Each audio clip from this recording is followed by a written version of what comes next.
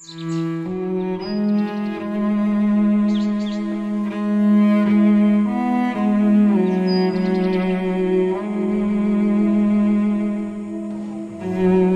les peuples, battez des mains.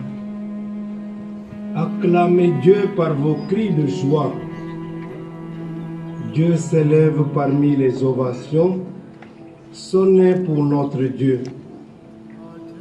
C'est le psaume 46 avec lequel nous avons prié en méditation.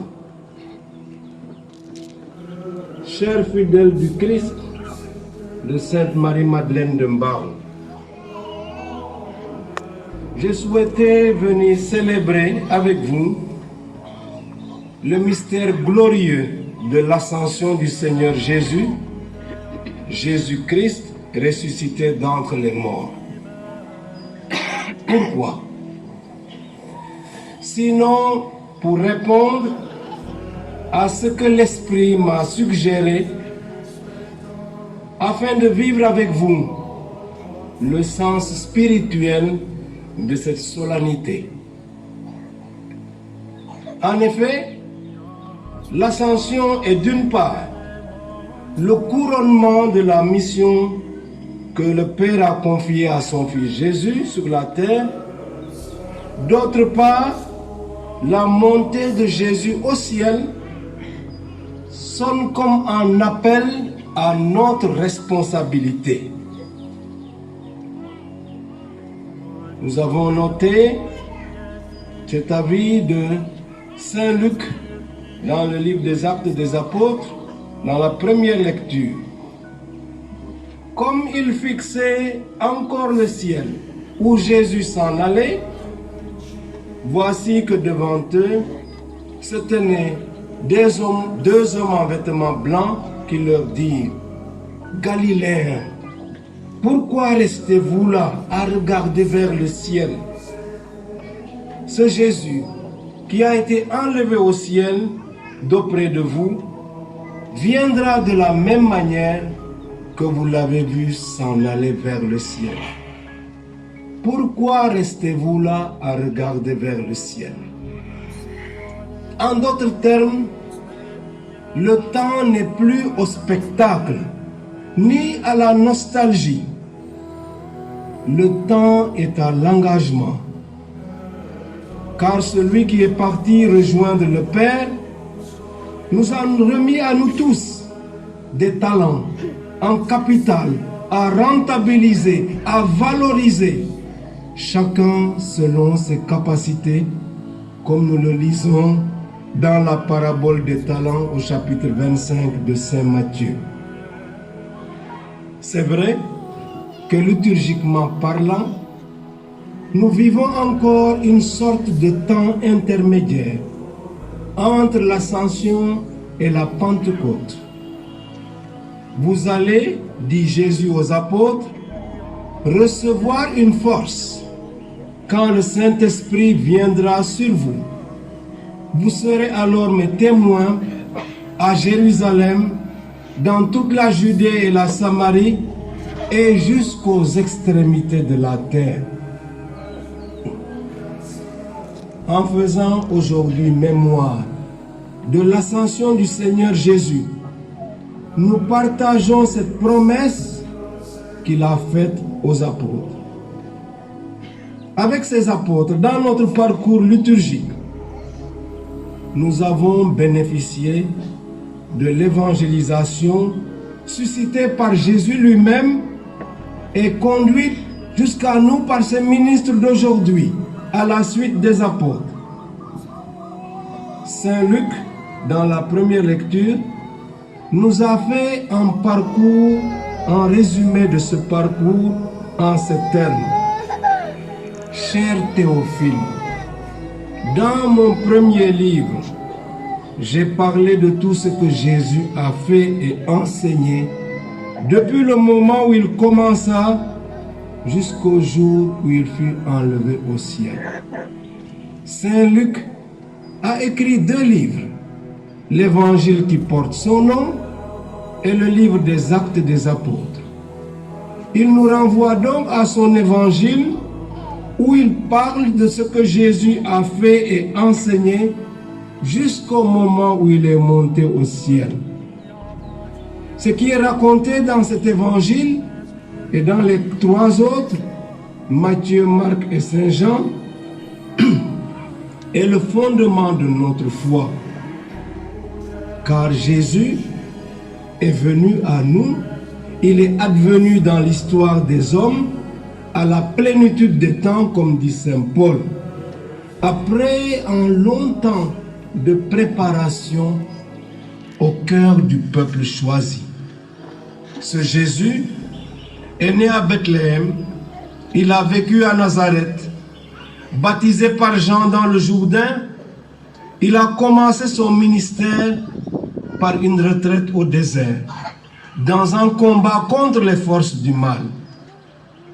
Il a prêché et annoncé l'avènement du règne de Dieu, en nous révélant son mystère dans la communion d'amour qui unit le Père, le Fils et l'Esprit Saint. Comme l'écrit Saint Jean dans le prologue de son évangile, Dieu, personne ne l'a jamais vu. Le Fils unique qui est dans le sein du Père, c'est lui qui nous l'a fait connaître. Jésus, au cours de sa mission, a opéré de nombreux signes et miracles, en guérissant des malades, en ressuscitant des morts, en nourrissant des foules affamées. Son évangile a touché le cœur des pauvres et des pécheurs. Son courage prophétique lui a valu d'être arrêté, jugé sommairement, mis à mort sur une croix comme un malfaiteur. Ressuscité d'entre les morts par la puissance de Dieu, il s'est fait reconnaître comme le crucifié du Golgotha. Et c'est au témoin qu'il avait choisi qu'il s'est manifesté avant de rejoindre son Père.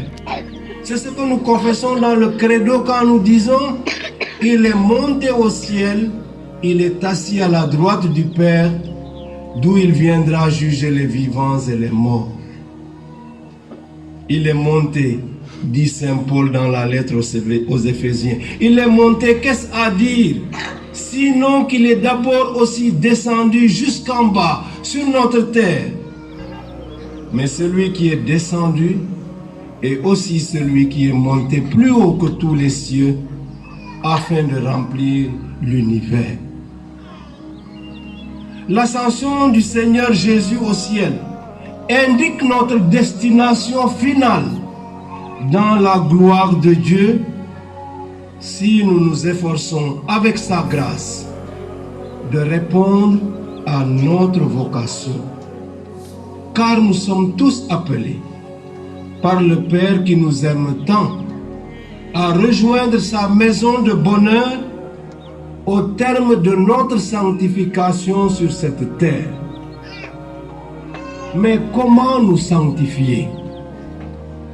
Saint Luc nous invite en ces termes à travers un nom, Théophile. Théophile, cela signifie ami de Dieu. Nous sommes invités pour rejoindre le Christ à vivre en ami de Dieu dans un double enracinement. Enraciné d'abord dans l'évangile que Jésus a proclamé.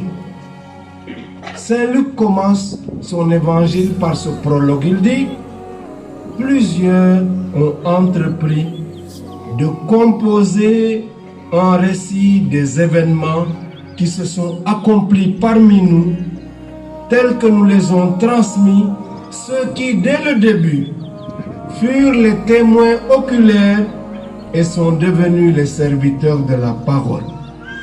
Et Saint Luc poursuit: c'est pourquoi j'ai décidé moi aussi, après m'être informé soigneusement de tout depuis les origines, d'en écrire pour toi, cher Théophile, un exposé suivi, afin que tu te rendes bien compte de la solidité des enseignements que tu as reçus.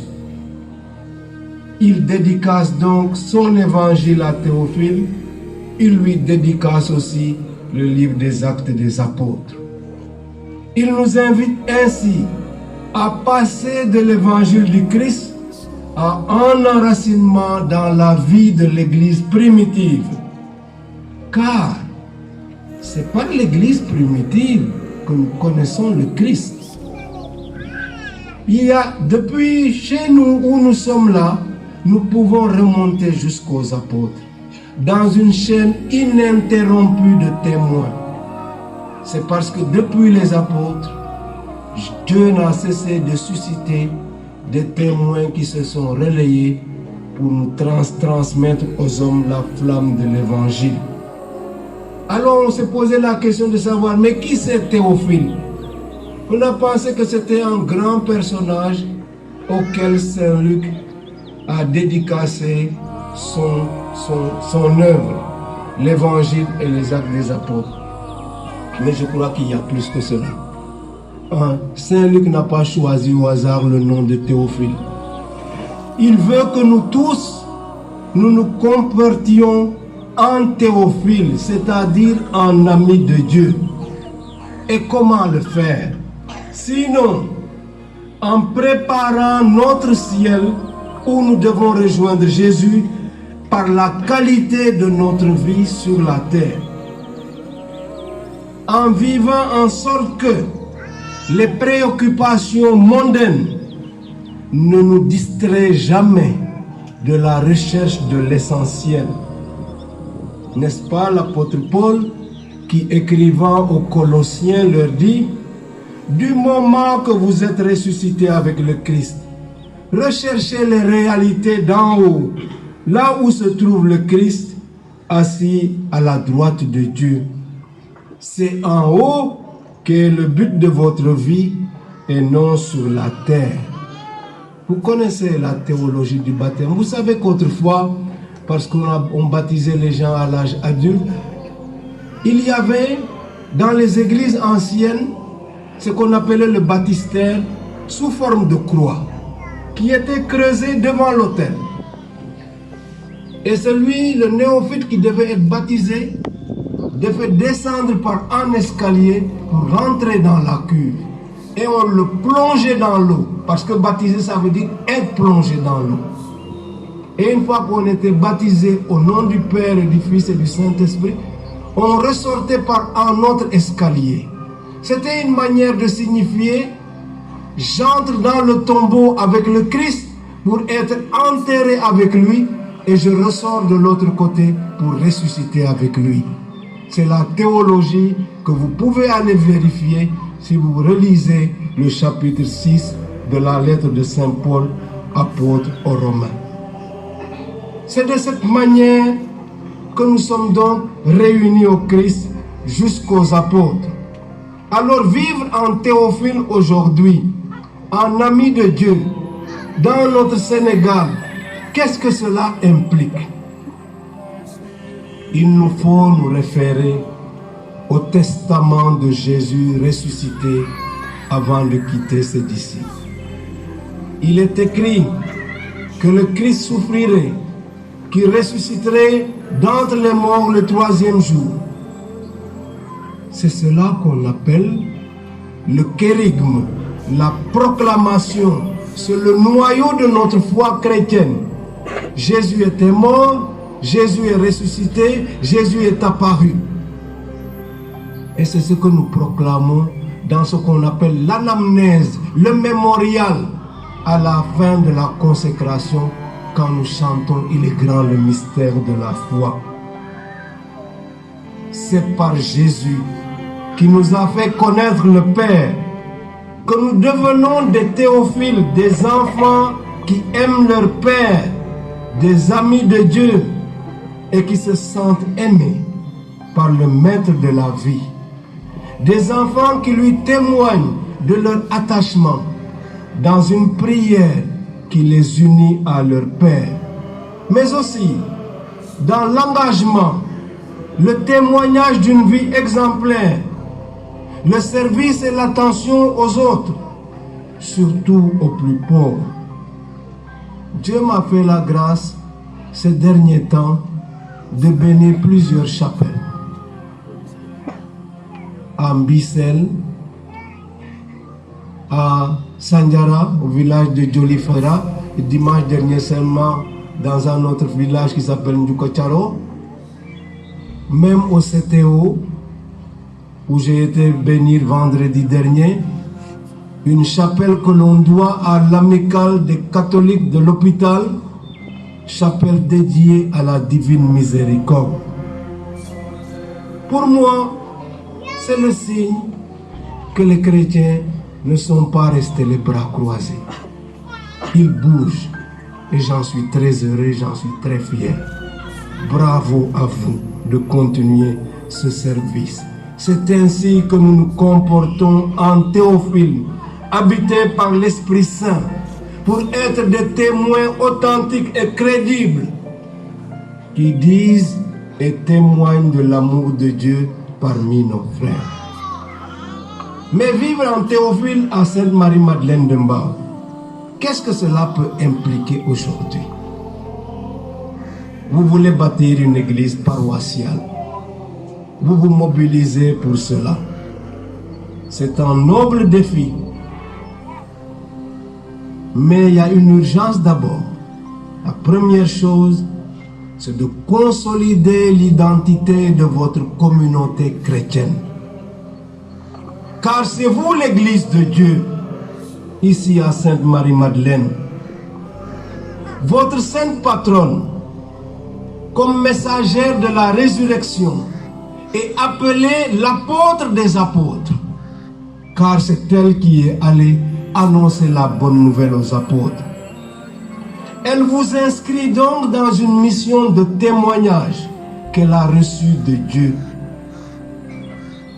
Écrivant aux chrétiens de Colosse, Saint Paul ose affirmer: puisque vous êtes élus, sanctifiés, aimés par Dieu, revêtez des sentiments de compassion, de bienveillance, d'humilité, de douceur, de patience. Et par-dessus tout, revêtez l'amour, c'est le lien parfait. Que règne en vos cœurs la paix du Christ, à laquelle vous avez été tous appelés pour former un seul corps. Vivez dans l'action de grâce. Chers amis, il est important que votre projet d'église vous unisse profondément en Jésus-Christ, dans l'engagement, le respect, la générosité, la transparence. Vous ne négligerez pas pour autant le volet social de la mission de l'Église. L'école en construction sur ce terrain paroissial participe de ce volet social qui traduit la foi en acte, la foi en service pour le prochain. Elle est grande, l'œuvre d'éducation pour aujourd'hui et pour demain, car elle forge les générations futures. Vivant en Théophile, avec vos pasteurs, vous vous engagez dans vos communautés ecclésiales de base, dans vos mouvements et associations, dans vos groupes de prière, dans vos familles. Bien sûr, je n'oublie pas vos prêtres. Je chahutais le curé avant la messe en lui disant: je crois que 2 prêtres, ça ne suffit pas en bas. Il s'est empressé de me dire: oui, monseigneur, ça ne suffit pas.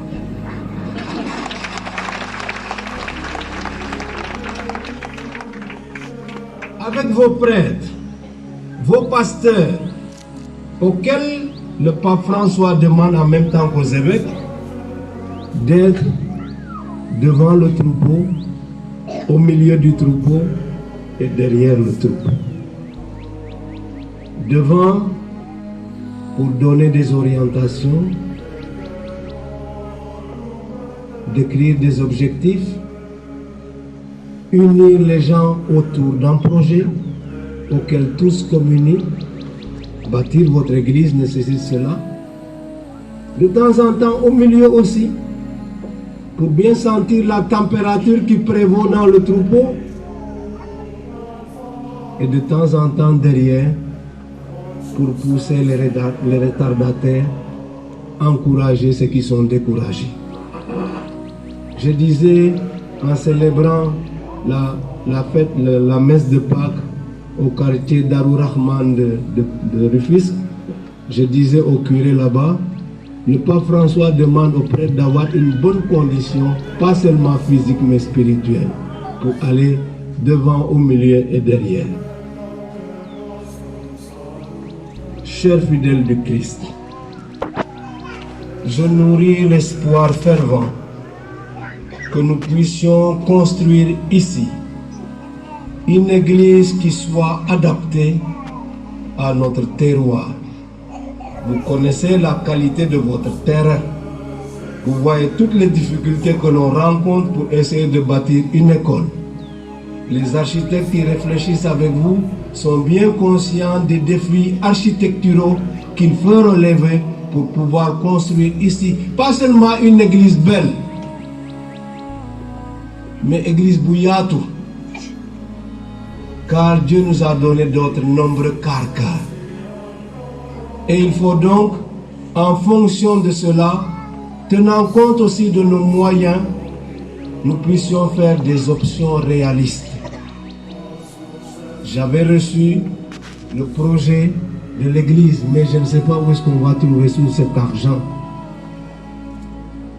Et quand je compte le nombre d'églises qu'il faudrait bâtir de manière urgente, il y a au moins 10 églises paroissiales à construire de manière urgente, sans compter le projet de Saint-Paul de Grand-Yoff.